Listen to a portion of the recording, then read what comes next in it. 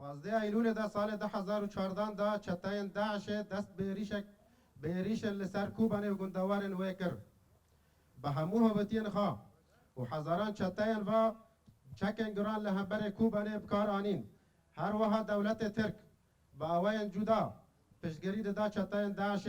و نزدیکی 305 گندن کوبانی داگیر کرن و کت ناف باجارا کوبانی لهمبر وان ایریشان بر خدانه که دیروکی یا شروانان پک هات هیوی همون جهان بر خدان شروان کرد بو جبو پشتگیری شروان کرد لهمو باجارن جهان گلی کرد دوستن کرد و آزادی خواست داکت القادا و پشتگیری دان بر خدان کوبانه گلک سازی و رخصتن جواکن سویل و اکتاویستن دلخواست و کرد برور کتن لبو تفگره و هر وها فدکاری شروانان خورد بو پشتگیریشی زیادت ترد بو و لسرسر جهان جبو پشتگیری برخدان کوبانه چالاکی دهاتن کرن به میلیونان کس جئول مذهب و نتوین جدا که آلن یا بکه و یا بجهل دان و جبو سلاف کرنا برخدان کوبانه لگلک ولاتن داکتن کولانان هر وها بانگ لجواکن داو نتوی کرن که دستوردان لزگین بکن و پشتگیری بدن گلی کرد من کاتێک ڕۆشتمە کۆبانی سێ جار بەڕێگەی قاچاق چوومەتە کۆبانی بە فەخر و شانازیەوە بەرەی فورات هێشتا ئازاد نەبوو و لە کۆبانی لە یادی هەر سێ ساڵەکە لە یادەکە ئامادە بووم بەس ئەم ساڵ نەمتوانی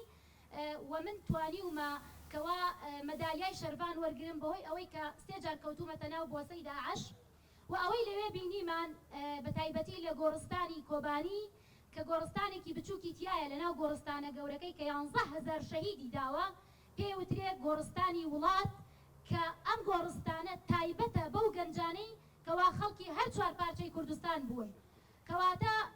گۆڕستانی کۆبانی وەکو وڵاتێکی لێهات کەوا هەموو گەلی کوردی یەکخستەوە کەوا هەموو گەلی کوردی کرد بە یەک چەندین مناڵ ئەوەی کە زانیاریمان هەبێ بەس لە سلێمانی و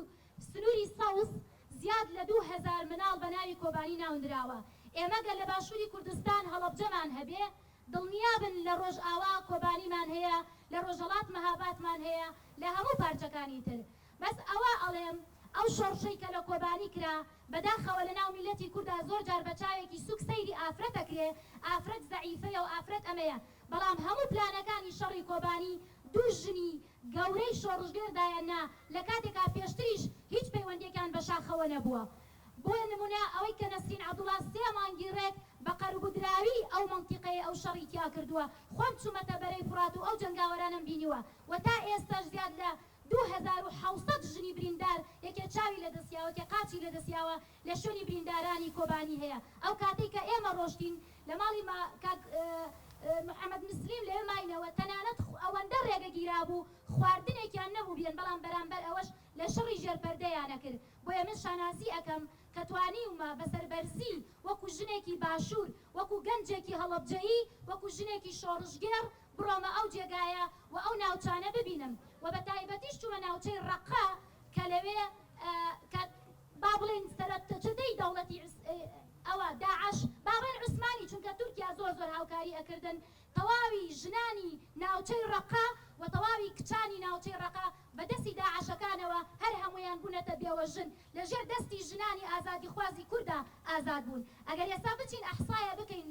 لە شاری ڕەقا لە 180 کچانی ڕەقا بوونەتە ئەرمەلە بە زمانی خۆیان بێوە ژن ئەگەر ژنانی کورد نەبوونایەتە پێشەنگ ئەو هێرشەیکەوا داعش کردی ئاهات بەرەو ناوچەکانی خۆمان بە تایبەتی هەولێر و مەخمور و کەرکووک و بەرەو سلێمانیش و لێرەوە ئەم ڕۆژە پیرۆزە نرخێنم و شانازی پێوە ئەەکەم و پێویستە هەموو کوردێک چۆن هەڵەبجەی لەبیر نەکردووە ئەو شانازیە بە کۆبانی شەوکە و زۆر سوپاس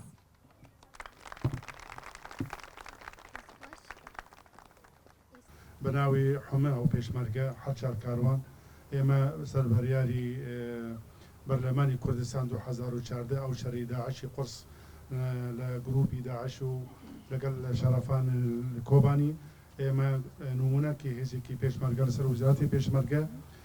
من فەرماندی ئەو ڕەتلی عسکەری بوو لە ڕۆژی 28/10/2014 ئێمە ڕێکەتن لە ناو کۆبانی لە کۆبانی 185 بەدەستی ئەو داعش بوو بەڵام قارەمان بوون هەواڵانی شەرەفان لەوەی یەپەژە و یەبەکە ئێمە ژینێ گەیشتن وێ درێ ڕۆژی 31 یەکەم ڕۆژ ئێمە چووکەتی پێشوازی لە هەواڵان ئەنوەر مسلم و ئاسیا عەبدوڵڵا و ئەو فەرماندە پێشوازی ئێمە کردن یەکەم ڕۆژ ئێمە ئیشی خۆکردن تەحالفێکی باش لەگەڵ ئەمریکا هەبوو ڕۆژ بە ڕۆژ ئێمە ئیشی خۆ کرد چەکێکی زۆر قرس لەگەڵ ئەو پێشمەرگە بوو تەقەمەرێکی زۆر هەبوو طبعا حالەتێکی معنەوی بوو ڕاستە 160 نەفەر بوو بەڵام حالەتێکی معنەوی و پێشمەرگە هات لەگەڵ ئەو هەواڵان بۆ یە غرفەتی عملیاتی مشترەکمە دروست کرد ڕۆژ بە ڕۆژ ئێمە حکەت حالەتێکی دیفاع و ئەو داعش نەما و توزان گروپی داعش لە وەجبێ کاروان یەکەم زۆر قرس بوو لە دەرەوەی وڵات هاتبوون بەڵام ڕۆژ بە ڕۆژ ئەو پێشمەرگە ئەو هەواڵان شەرەفان قەواتی کوردی لەوێ تەوار العیسا لەوێژی بوو ئێمە حمە بە یەک دەست ئیش کرد ڕۆژ بە ڕۆژ ئێمە سەرکەفتەنانی